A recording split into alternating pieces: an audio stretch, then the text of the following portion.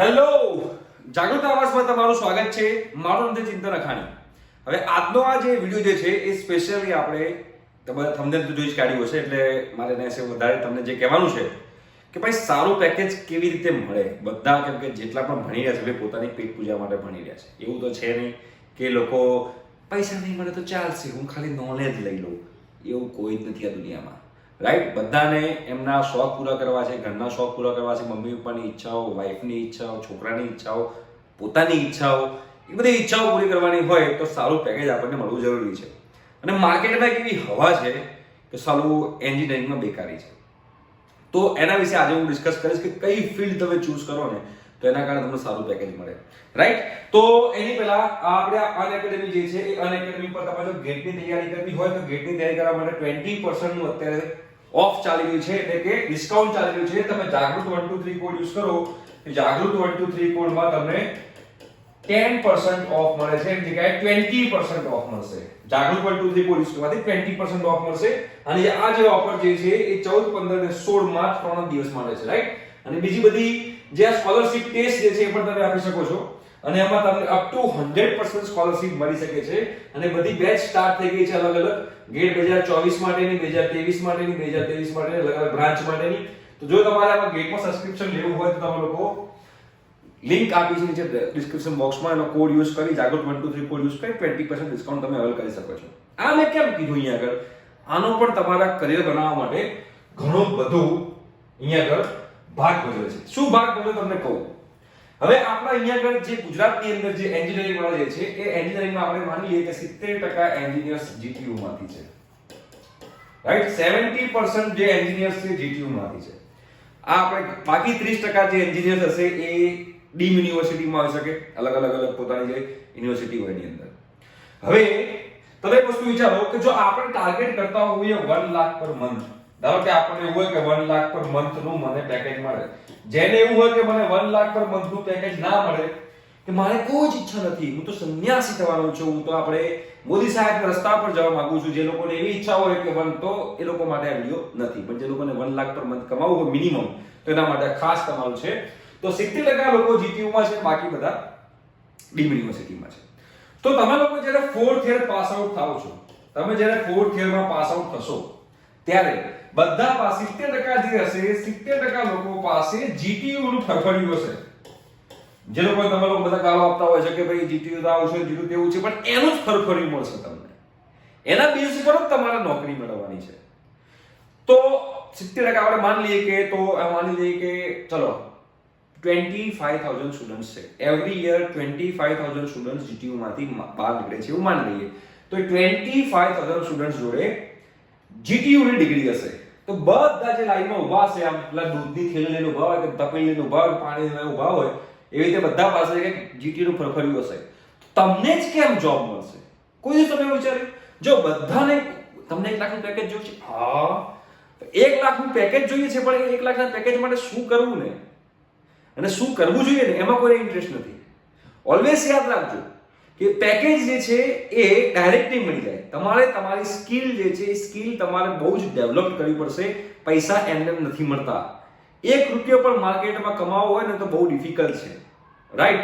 એટલે તમારે એમાં એક ફિલ્ડ છે જે હું તમને કહેવા માંગુ છું, અને એ ફિલ્ડ જે છે એમાં તમને ઇન્ડસ્ટ્રી, મેં તો 1 લાખ કીધું છે, આ તો 1 લાખ કીધું છે, પણ એના કરતા પણ વધારે તમને પેકેજ મળી શકે છે. કઈ રીતે મળશે અને શું છે? તો એ ફિલ્ડ છે ટીચિંગ ફિલ્ડ, પ્રોફેસરની ફિલ્ડ છે. આ બધા કહેતા હતા કે સાલા પ્રોફેસરની ફિલ્ડ એટલે કેવી રીતે? તમને સમજાવું કે તમારે પ્રોફેસરની ફિલ્ડમાં તમને પગાર કે તમે કેટલું કમાઈ શકો છો વિથ પ્રૂફ. એટલે કેમ કહું છું કે હું પોતે પણ એક પ્રોફેસર છું, યામી મેડમ પણ એક પ્રોફેસર છે. તો એના આધારે હું તમને કહું છું કે પ્રોફેસરમાં ઇન્કમ કેટલી છે. હવે પ્રોફેસર કેટલી રીતે બની શકાય?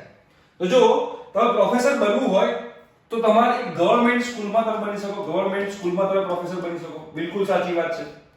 પ્રાઇવેટ સ્કૂલમાં તમે પ્રોફેસર બની શકો.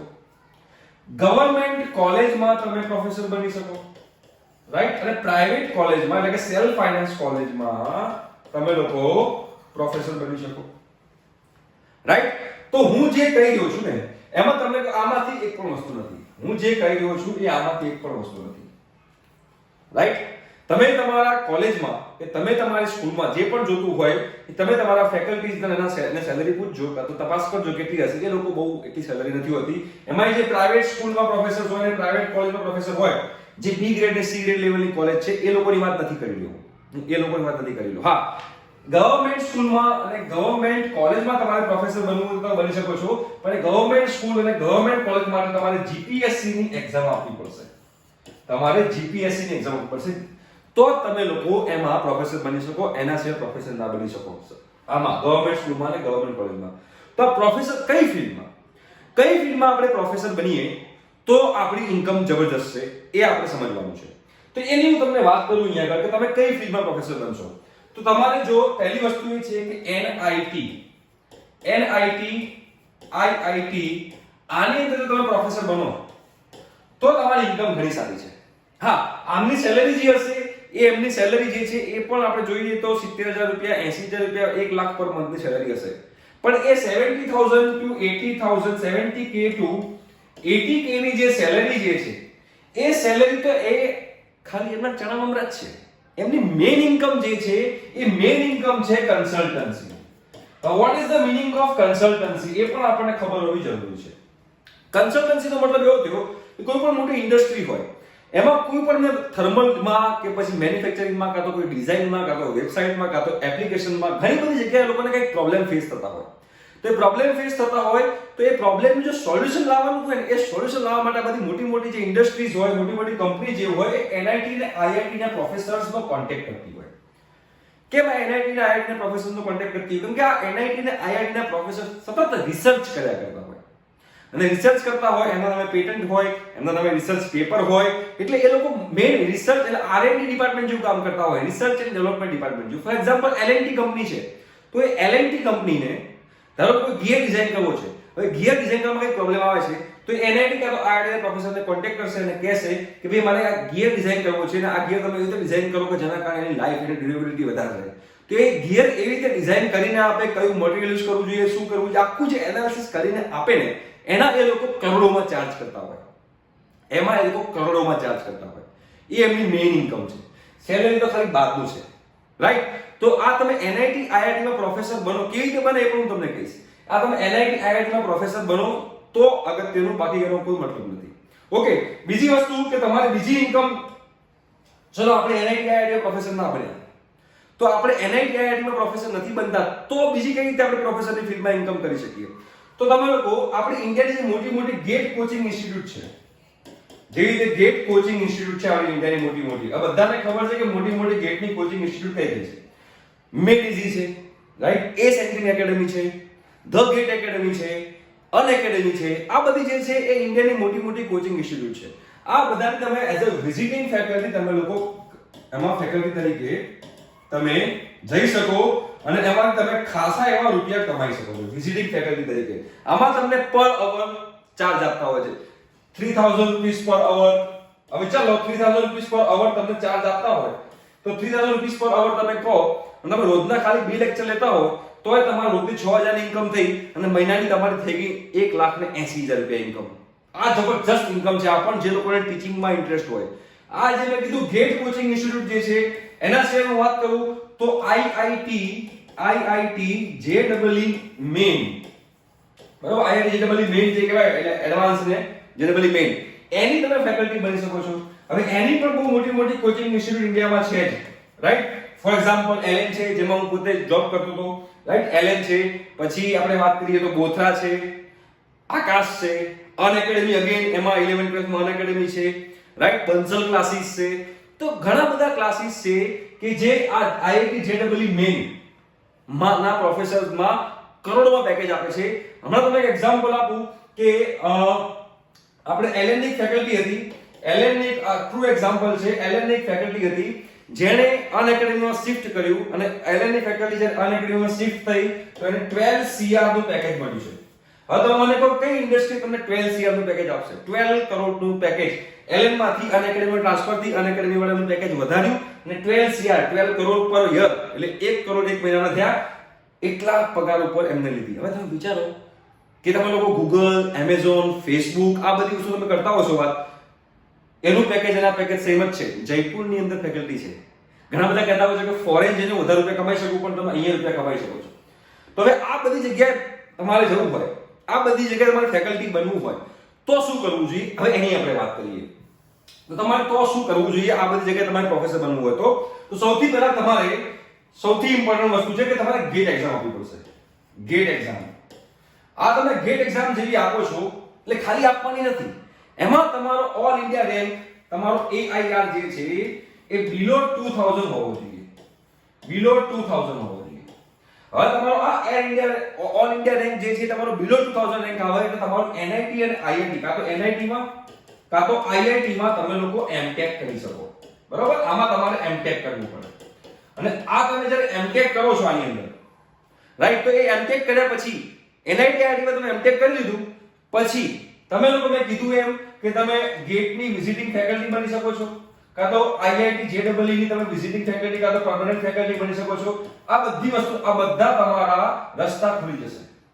આ બધા તમારા રસ્તા ખુલી જશે જ્યારે તમે તમારો ઓલ ઇન્ડિયા રેન્ક 2000 ની અંદર લાવો. આપણા ગુજરાતના બહુ ઓછા છોકરાઓ છે જે આમાં ગેટમાં સારો સ્કોર કરતા હોય છે.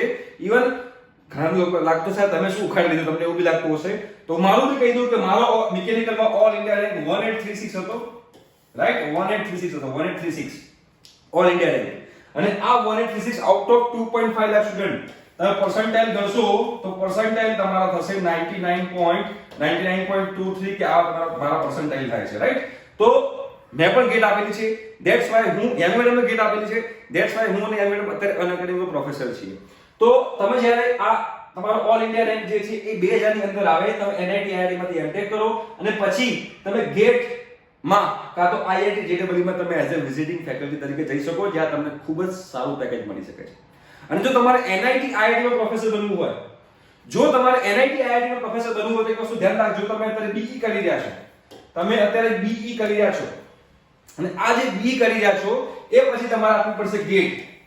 બરોબર, ગેટ એક્ઝામ આપીને તમારે NIT કાં તો IIT માંથી તમારે કરવાનું MTech, રાઈટ.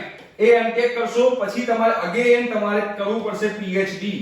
આ તમે જે PhD કરો છો એ PhD પણ તમારે ક્યાંથી કરવાનું, એ પણ તમારે NIT ઓર IIT માંથી તમારે આ PhD કરવું પડે, રાઈટ.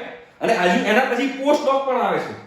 બરોબર, એના પછી હવે લોકો પોસ્ટ ડોક પણ કરવા લાગે છે. દુનિયા ક્યાં વધી ગઈ છે તને ખબર હોવી જોઈએ, રાઈટ. અને તમે આ આખું પ્રોસીજર કરો, BE ગેટ આપો, NIT IIT માં MTech કરો, PhD કરો, NIT IIT માંથી પોસ્ટ ડોક કરો અને ત્યાર પછી NIT કાં તો IIT જેવી મોટી કોચિંગ મોટી કોલેજોની અંદર તમે એઝ અ પ્રોફેસર જોઈન થાઓ અને તમે પેલી કન્સલ્ટન્સીની મેં જે વાત કરી એ પ્રમાણે પણ તમે રૂપિયા કમાઈ શકો, રાઈટ. તો આ બધી વસ્તુ છે કે જે તમને એક રસ્તો બતાવી શકે છે. એક વસ્તુ ખાસ ધ્યાન રાખજો કે તમે લોકો BE કરી રહ્યા છો અને જે BE કરી રહ્યા હોય અને જે લોકોને માસ્ટર્સ કરવું હોય તો મહેરબાની કરીને માસ્ટર્સ માટે એટલે કે MTech માટે તમે લોકો NIT અને IIT સિવાય બીજી કોઈ જ કોલેજમાંથી કરતા નહીં. આ મારી નમ્ર વિનંતી છે. NIT અને IIT સિવાય બીજી કોઈ જ કોલેજમાંથી માસ્ટર કરાય નહીં. કરવું હોય તો આમાંથી જ કરવાનું, તો જ તમારી વેલ્યુ રહેશે, અધરવાઇઝ તમારી કોઈ વેલ્યુ રહેશે નહીં. બાકી જો તમને NIT અને IIT માંથી MTech ના કરવું હોય તો આ જે વચ્ચે ગેટ એક્ઝામ જે છે એ ગેટ એક્ઝામ તમે ના આપતા, બરોબર. હા, તમારે જો આમાં IES માં જવું હોય, બરોબર, ઇન્ડિયન એન્જિનિયરિંગ સર્વિસમાં જવું હોય, આપણે જે PSU કંપનીઝ છે એમાં તમારે જોબ જોઈતી હોય તો તમે તમારે ગેટ આપવી જોઈએ. એ તો આખું અલગ જ એક્ઝામ્પલ છે કે આખું જેની અલગ જ ફિલ્ડ છે. પણ હા, મેં કીધું એમ કે તમે જો સારા પ્રોફેસર બનશો, દરેક વસ્તુમાં તમે સમજો કે તમે સારા બનો ને તો ઓટોમેટિકલી તમારે તમારી જે ફાઇનાન્શિયલ કન્ડિશન તમારી સુધરવા લાગશે. પણ વસ્તુ એ થાય છે કે આપણા જે છોકરાઓ જે છે એ આ સ્કિલ ડેવલપ કરવા માટે જે રૂપિયા એમને સ્ટાર્ટિંગમાં નાખવા પડે એ સ્ટાર્ટિંગમાં લોકો રૂપિયા નાખતા નથી, જેને ઇન્વેસ્ટમેન્ટ કહેવાય, રાઈટ. કોઈ પણ જગ્યાએ તમે રૂપિયા નાખો છો, કોઈ પણ જગ્યાએ તમે રૂપિયા ભરો છો તો એ એઝ એન ઇન્વેસ્ટમેન્ટ તમારે ભરવા જોઈએ અને એમાંથી તમને રિટર્ન કેટલું મળવાનું છે એ તમારે ધ્યાનમાં રાખવું જોઈએ, રાઈટ. અને એના આધારે તમે લોકો આ ફિલ્ડ ચૂઝ કરી શકો છો. તો જેને રિયલી ટીચિંગમાં ઇન્ટરેસ્ટ છે એના માટે બેસ્ટ રસ્તો મેં તમને બતાવ્યો. તમે આ રસ્તાથી તમે જશો, તમે ટીચિંગ ફિલ્ડમાં તમે લોકો જિંદગીભર ખુશ રહેશો અને સારા એવા રૂપિયા પણ કમાશો, ઇન્ડસ્ટ્રી કરતાં પણ વધારે રૂપિયા કમાશો, ઠીક છે. તો જેને આ વિડીયો ગમ્યો હોય એ પ્લીઝ કમેન્ટ કરજો કે યસ સર બહુ મજા આવી અને ચેનલને સબસ્ક્રાઇબ કરી દેજો, ઠીક છે. Thank you so much, bye bye.